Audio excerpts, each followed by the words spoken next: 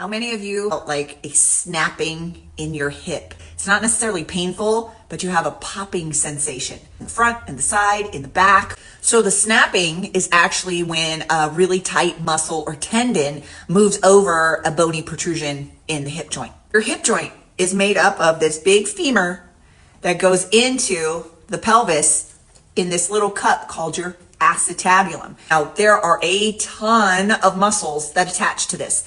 These are long levers, and the farther they get out into the front of us, the heavier they get. So these muscles have to do a heck of a job of trying to support bodies in action. The most common snapping hip condition is the outside.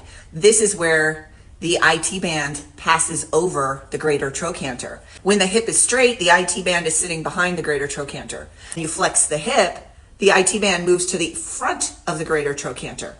If one side is tighter than the other on the muscles, this now goes poink over to the front, and there's a snapping that can occur. This all comes down to balance and structuring.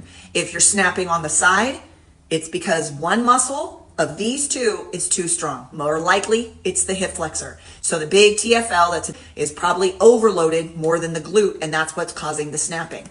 The more that we structure and balance our bodies, then our bodies will start to work for us, and the snapping will go away.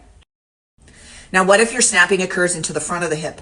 Well, this could be due to a tendon called your rectus femoris, which is part of your quadriceps group. Because it attaches right here, it sits to the outside of the femur. When we flex the hip, it slides to the inside. And so you could be feeling that slide back and forth, especially if these are way too strong and this isn't strong enough as you move the leg. Now, if you're snapping from the back side back here, that could be your hamstring. Now, all three hamstrings converge into the ischial tuberosity right back here. So if it gets too tight, what will happen is the tendon will end up snapping, and you'll feel a snapping in your lower part of your glute, where your tie-in is from your glute to your hamstring. Now, snapping hip, it happens more in younger people and athletes. It's mainly because we aren't strong enough to be balanced. This all comes down to balance and structuring. With the rectus femoris on the front of the hip, it's because these deep muscles of the pelvic floor and the abdominal area aren't strong enough to keep the pelvis stable. If you go around to this glute back here, it's because the hamstrings are overloading the glute, and the glute isn't strong enough to support the hamstring pulling on it all the time. And so the pelvis gets pulled. Where that we structure and balance our bodies, then our bodies will start to work for us, and the snapping will go away.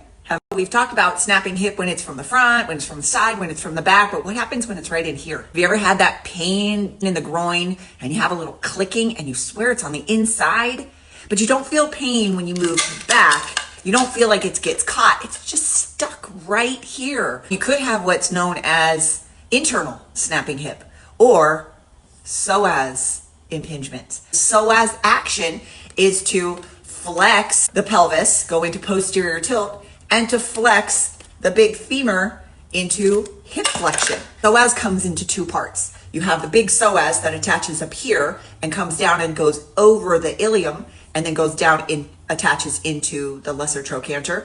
But the deeper of the two, the iliopsoas that attaches directly into the pelvis right here. Muscle fibers actually run a little bit more internal, which allows for not only the big hip flexion, but also internal and external rotation of the femur.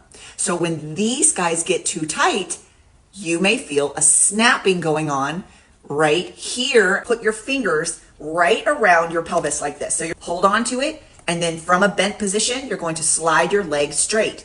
These muscles will start to stretch underneath your fingers. This time you're going to keep your legs straight, and you're just going to rotate your legs in and out. Then go and retest this hip.